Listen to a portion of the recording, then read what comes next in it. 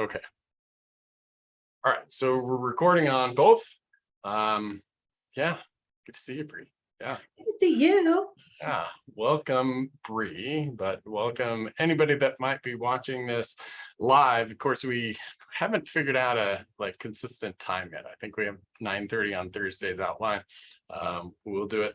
And I'll get into that detail, but just for anybody watching it, my name's Brian Fretwell. This is Bree Zoller. We're of Finding Good, and we're putting together just a little podcast of the question of the week, what we call the question of the week. It's a outline of the questions that we design to help people do what we call transformational listening. So there's a specific design process behind the questions. If you've seen me on TikTok or Instagram or any of those social medias, you know I talk about questions a lot, and I talk about listening a lot. And that's because Finding Good is a methodology for helping people listen in a way that helps the other person feel more valued and see their value more quickly.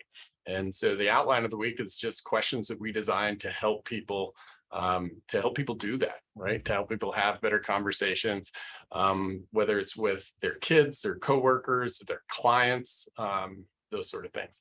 Is that a pretty good outline? And Great outline. I'm noticing my ums already.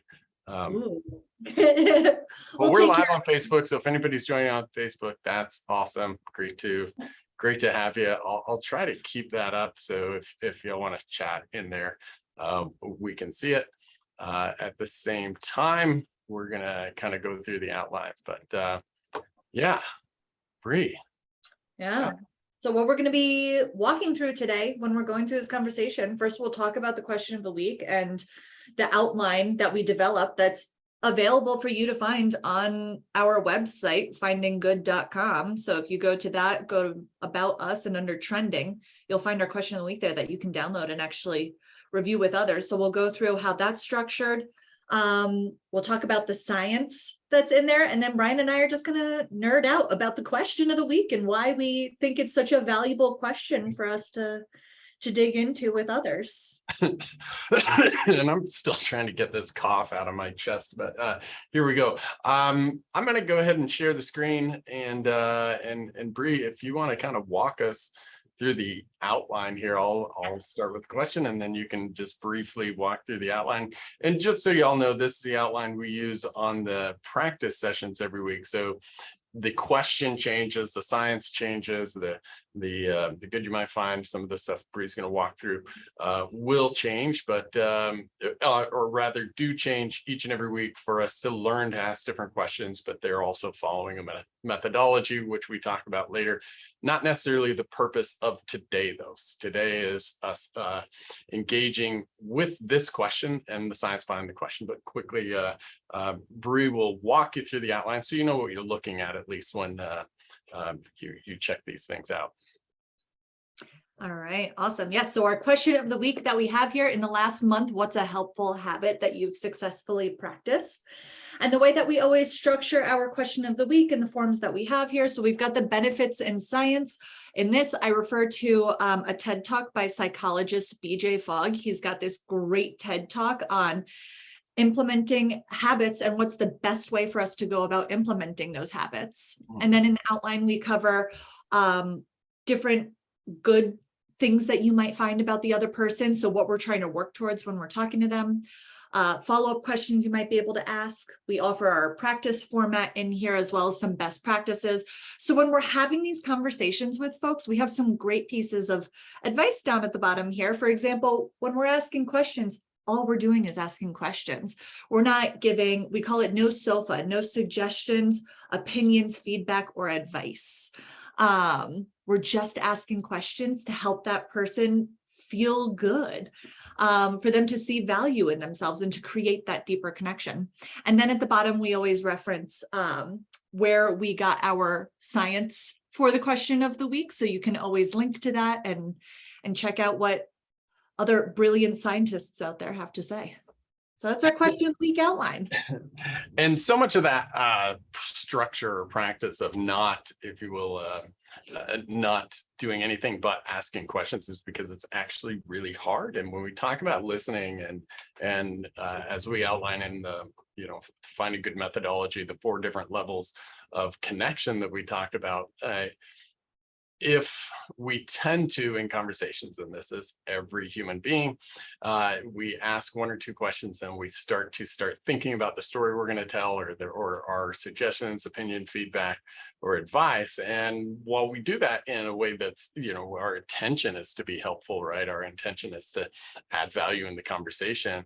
We can do that in a way, or rather doing that often diminishes the chances that you're actually going to have a connection experience. And when I say connection experience, your brain is looking for specific things to feel like you're connected. So that's accepted, that's heard, that's validated, that's recognized. All of these things are what our brains are looking for to essentially answer, like, am I part of a pack? And that's kind of this subconscious brain design that we have, that we talk a lot about in our programs, but that we're trying to bring that science to people's interactions so they can actually feel that. And so when we focus on asking questions and not including, again, what we call SOFA, we're much more likely to experience the feeling that happens when we have that kind of neurobiological connection with another human being. Yeah. That's our And I first almost word might, today, huh?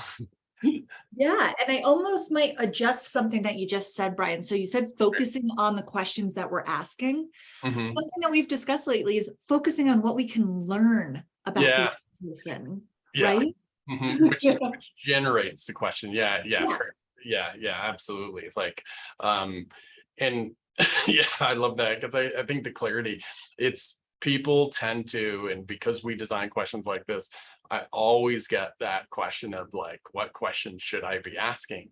What's the right question? What's the best question? How do you come up with the questions? And if you don't have the right intention, no question, like every question can be transactional. And I outlined the difference between transactional and transformational questions in our program. Like, we kind of designed that. We should maybe like trademark that or whatever.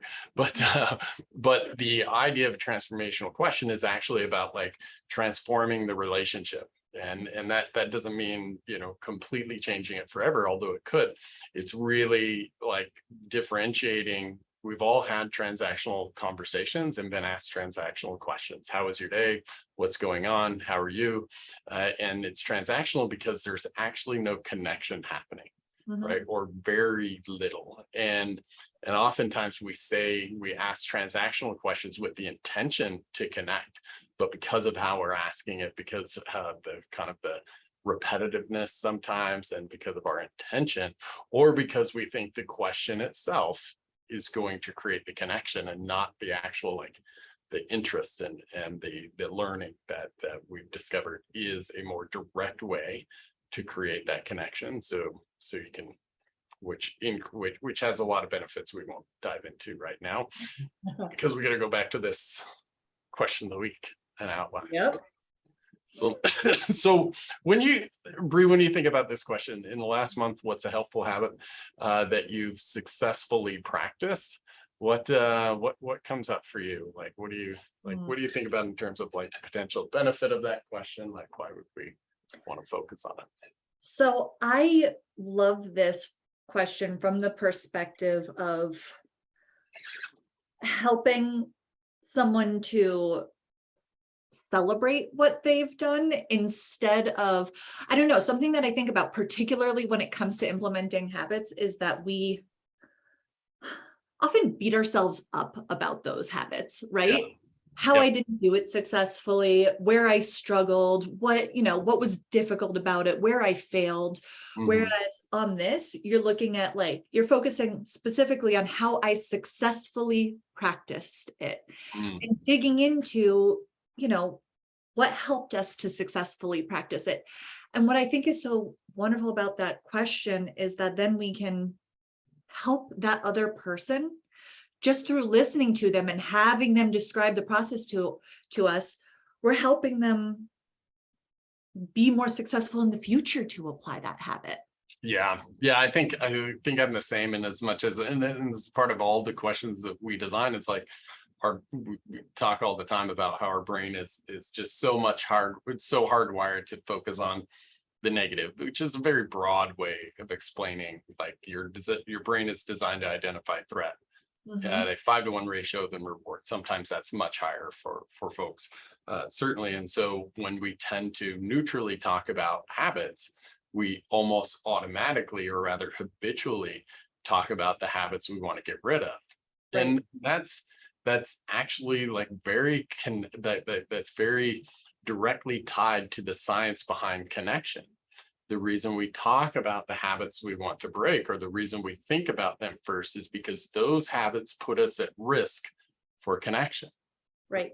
So if I have a bad habit, it increases unconsciously in my brain, it increases my brain's, if you will, concern that I won't be accepted, people won't like me, I won't like that, I'm going to be alone. Like, and so there's this constant, again, unconscious, it takes a while to actually identify, like, oh, that's what's going on in my brain. And for some people, we never develop that ability to identify it. But when we do, we can see, like, it becomes clear that, like, yeah, my brain is going to identify it. It makes sense, if you will, that my brain would identify the bad habits before the good ones, because the good ones don't put me at risk as much, right? The bad ones do. But the other side of talking about that is, now talking about my good habits does put me at risk. So this is like counterintuitive, right? I want to talk about my bad habits because if I can recognize them in a group, then I can, then I can say, hey, I'm working on this, and the group is going to accept me. But now if I talk about the good habits, there's a risk of being, looked at as bragging, and that's sort of like the small explanation of why we use questions like that. It's to help give people a safe place to say, yeah, I'm good at this.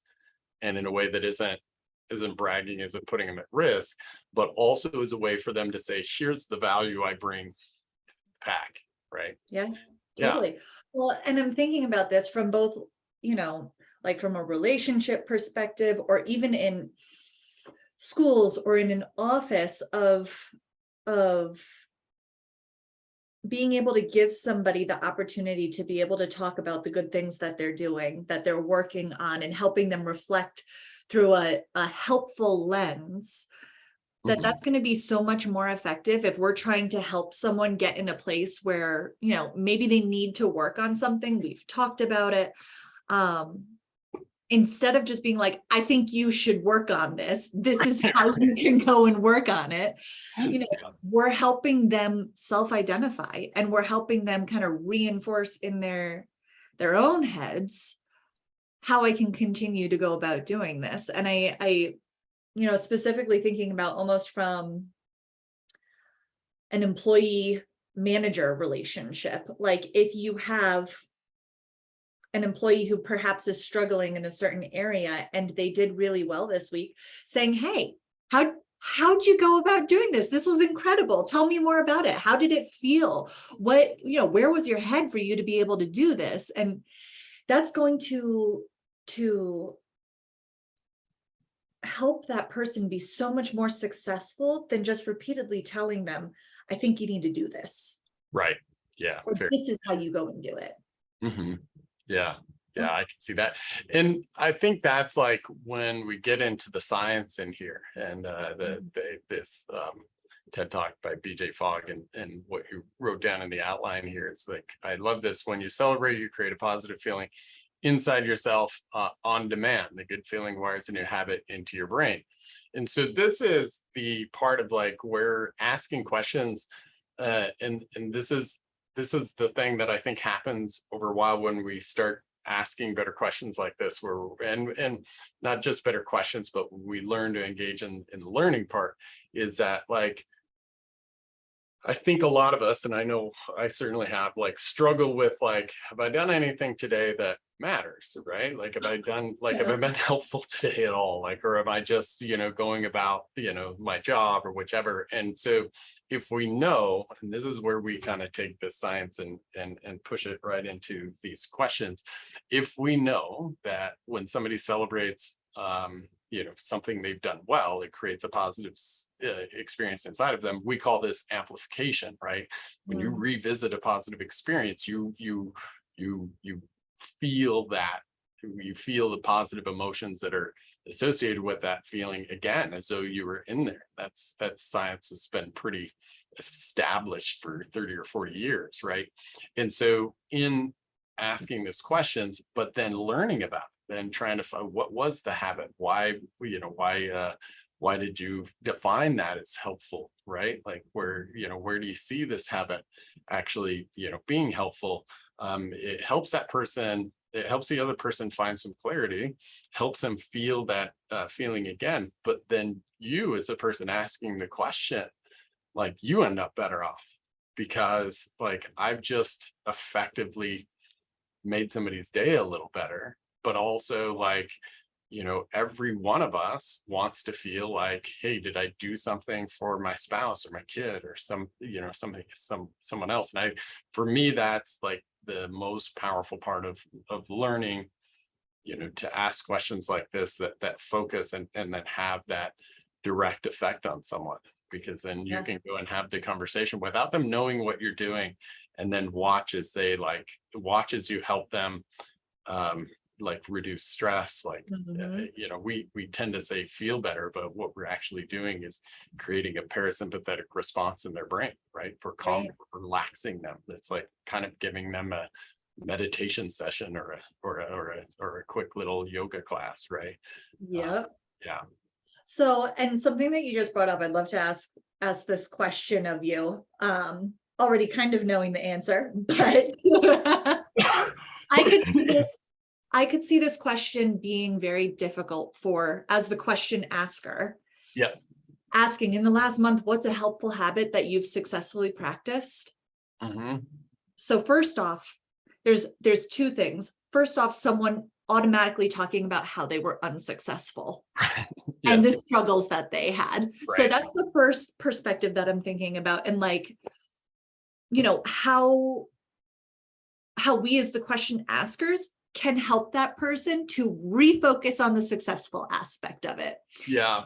And why would we want to do that? Yeah.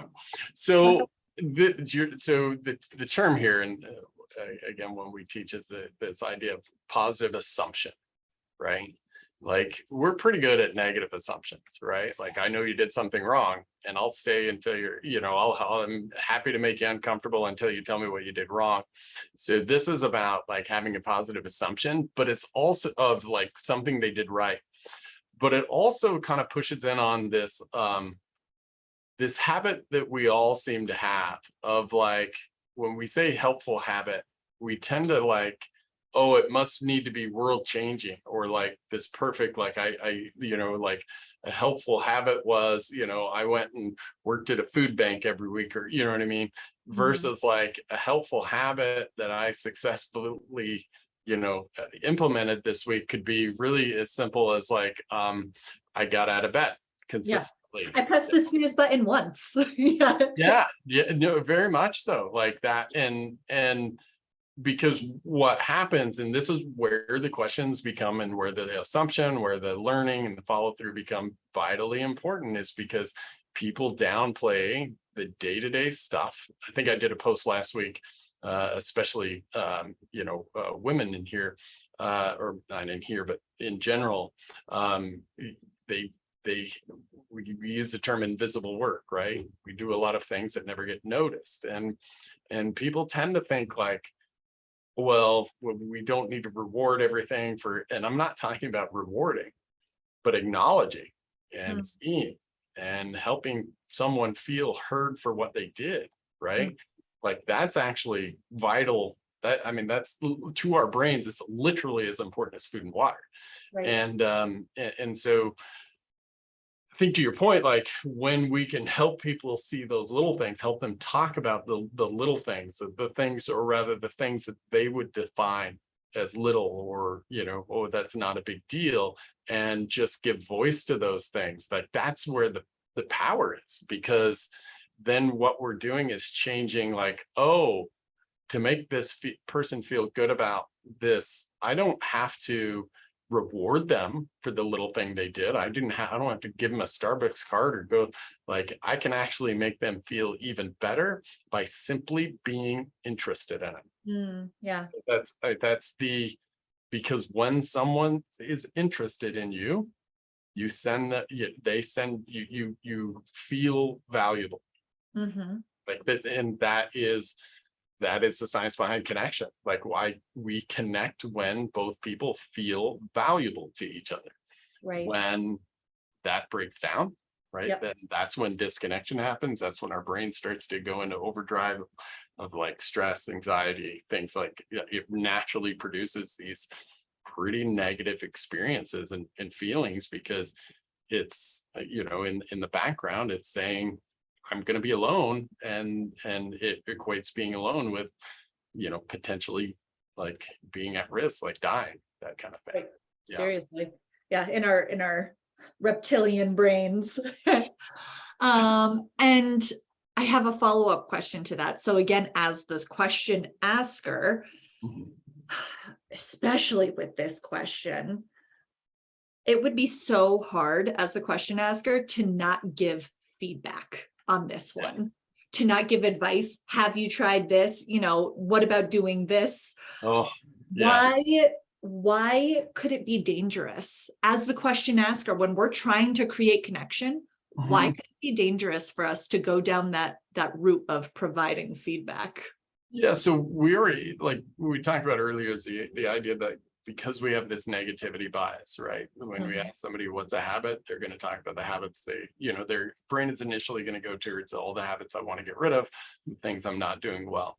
And if I continue on that conversation, we both leave the conversation with less energy. Yeah. Right.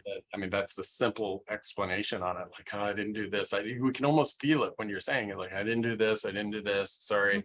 I need to This is do. how I could have done it better. Yeah. And we tend to equate that with motivation, and that's fine. Like that can be a motivating experience, but it's not a connecting experience. Right. Right. What's happening actually in that conversation is again, unconsciously, my brain is going to equate you and I talking with not feeling as good. And we've all had those conversations with somebody that is a constant complainer. And we don't look forward to that conversation because we have a kind of a built-in like, oh, I know I'm going to feel, bad when I leave here. And Right. so the same thing happens when we then start to interject our ideas before we've validated someone's progress, right? Mhm. And that's really, and I've really even tried to, there's a rule that I talk about all the time when it comes to SOFA is my rule, and I'll fully admit I don't always follow it, right? Like, like probably screwed up a couple of times today, but the rule is very, very general. Like, I don't give suggestions, opinion, feedback, or advice until I'm asked twice, right? Ooh. And because oftentimes the first time somebody asks you for your opinion or advice or something, it's actually just sort of a polite thing to do, right? It's just like, well, I'm talking, so I'm going to give you a chance to talk, right? Right. But but oftentimes they're not listening. And for me, it's I want to actually be helpful in the conversation. Mhm. That's a goal of mine. Like that's not saying I do that all the time, but sort of like one of the reasons we designed this was for that reason. Mhm. But so if you go and start giving, hey, have you tried this? Have you done this? It comes from a helpful place, but more With often than no bad intention. Like yeah, no, super clear people, when you're offering suggestions, feedback, advice, you care. you're trying to provide value for Yeah. sure. And that's genetically hardwired into in your like DNA. The Yep. challenge is more often than not, what you're doing is reinforcing in their head what they're not doing. Right. Right. And Yeah. and that's not the majority of times that's not your intention. Now, if that is your intention, then stop listening to this because we're not going to be super helpful for you because more concerned with being right than you are in making a connection being helpful, right? Which is fine. Do whatever you want to do, but in the context of increasing a sense of connectedness and actually being helpful in the conversation, Mhm. yeah, suggestions too soon are just they're the other person's brain isn't hearing it. It's oftentimes reinforcing for that person what they're lacking, what they're not doing. And Right. like staying in the discomfort of like, hey, like describe, like find something, let's find it together. I'll Right. keep asking questions, like, and if it's a little thing, then that's cool. That's the place we start, right? Mhm. So yeah, so Oh, we're totally. just looking for that spark, if you will. Yeah. Yeah, absolutely. And I want to talk about another fun way that the brain works when we're asking this question Mhm. with neuroplasticity. So neuroplasticity has to do with, basically how our thought processes impact the way that we feel and the actions that we take. Mhm. So when we're asking this question to someone saying, what's a helpful habit that you've successfully practiced? Mhm. We already talked about that negativity bias, and that, the way that our neural pathways work is like they're well-traveled routes in our brain that we are constantly traveling down, right? And if Mhm. we're constantly going like, man, I couldn't do it, I didn't do it again, we're constantly traveling down that negative pathway. We're opening up a positive pathway when we ask this question Mhm.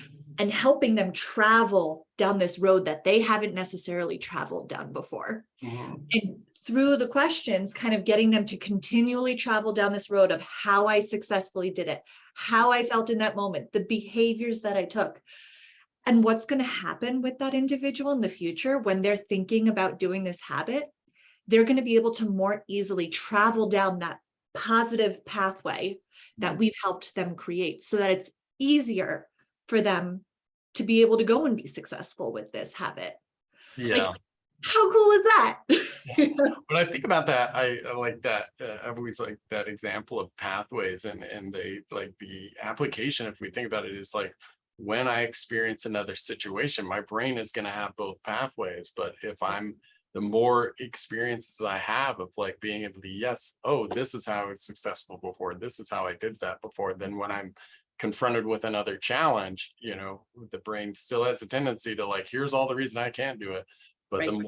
the more developed this, like, oh, I have been through this before, I have overcome this. And I really just like whenever we say neuroplasticity, I really try to reinforce for people like that is a super slow process, meaning Yeah. like one conversation doesn't do that. 100 Mhm. conversations might not do that. And so again, back to when people are like, well, what question should I ask? It's really what intention can you continually have in your day-to-day conversations with whoever you're trying to, positively impact. Right. Knowing that if you're able to be consistent with others, the person you're likely going to most positively impact is yourself, right? That's the big kind of secret, I think, behind it, that people take it takes a little time to experience that, if you will. Yeah. Mhm. Yeah. Totally. And not just in the conversation, but I I generally tell people we can't ask questions of others that we're not inherently asking ourselves. So when you take somebody through this process, you're taking yourself through the process and you're creating a new neural pathway for yourself, right? Like Mhm. people talk a lot about mindset, but nothing develops mindset more powerfully and quickly than conversations between two people, right? Like that, it just when I have to say this out, like I can say something out loud, I get a mantra by myself 50 times, and it won't have the impact that saying it out loud to someone who accepts it, who seeks to understand it, who's validating it, Mhm. like those interactions and doing it genuinely, right? Like those interactions just are so much more powerful from our brain standpoint in terms of like amplifying the experience, which then will wire it through the hippocampus and Mhm. all of the Oh, happy and parts of the brain. something that you just mentioned that's kind of sitting with me right now is I'm sure there's a ton of people out there who wish someone would ask them this question. Yeah. And and something that we can, when we want that connection, when we want someone to be able to ask us those questions, something that's so helpful is to model that, is to be the person going and asking the questions instead, Yep. and creating that deeper sense of connection. Ideally, hopefully, that would be returned. Yeah, well, and I think that even beyond this, because it's a conversation that comes up a lot with folks of like, yeah, no, but like I hear, like I see it on TikTok and you know, people replying to videos, which I'm not really good at replying back, sorry, but but I see a lot of comments on videos of like, I don't have anybody in my life, you know, to ask me these questions. And I think the answer is, you know, just like you said, like, yes, I'm going to make a conscious effort to ask others. But once we do, or rather, and once you do, there is absolutely, like, I really encourage people to ask the other person to return the favor.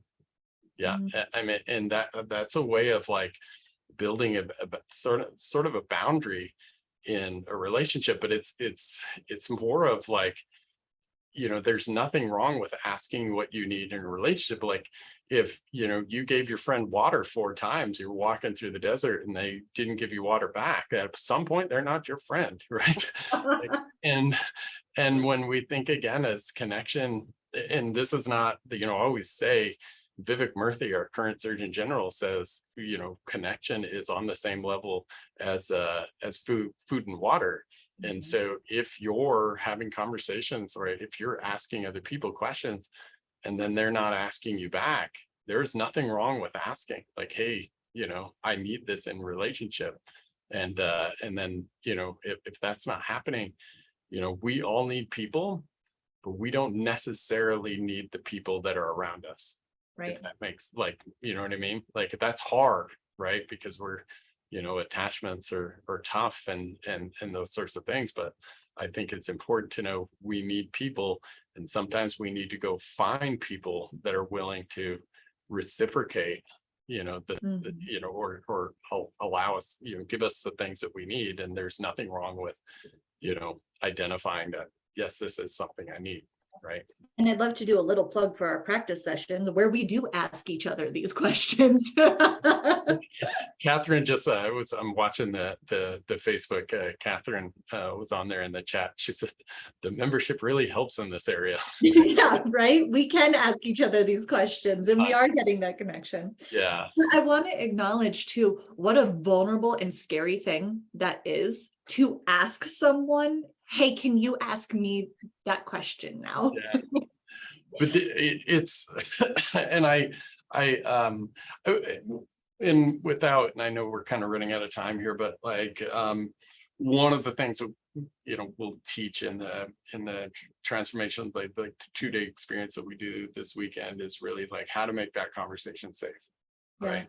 Like because that's really, you know, what underlies so much of these conversations and connection is psychological safety, and how we build psychological safety between two people. And psychological safety is simply just the ability to say things without feeling like you're going to get rejected in a relationship, in a conversation, whether that's with your partner at work or some of those things. I think some people take that idea of psychological safety and, you know, go like just make it a bigger thing than it is. It's trust, right?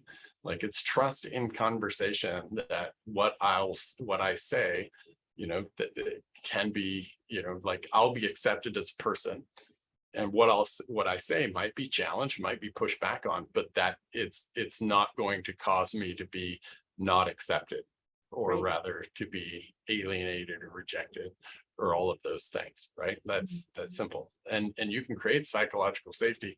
Then I tell this to dudes all the time. You can create psychological safety and still give each other a hard time, right? Yeah. That matter of fact, oftentimes some of the most psychologically safe groups have, you know, an underlying, you know, like kind of, you know, sort of other people would, you know, outside looking in being like, that's, you know, they're That's a cussing. lot of toxic masculinity in there. Yeah, Yeah. yeah, or just like, just broader, like cussing at, but yeah, Yeah. some of my, you know, some of my closest friends, like it's really about being able to say, hey, dumbass, stop that. Like you're not, you know what I mean?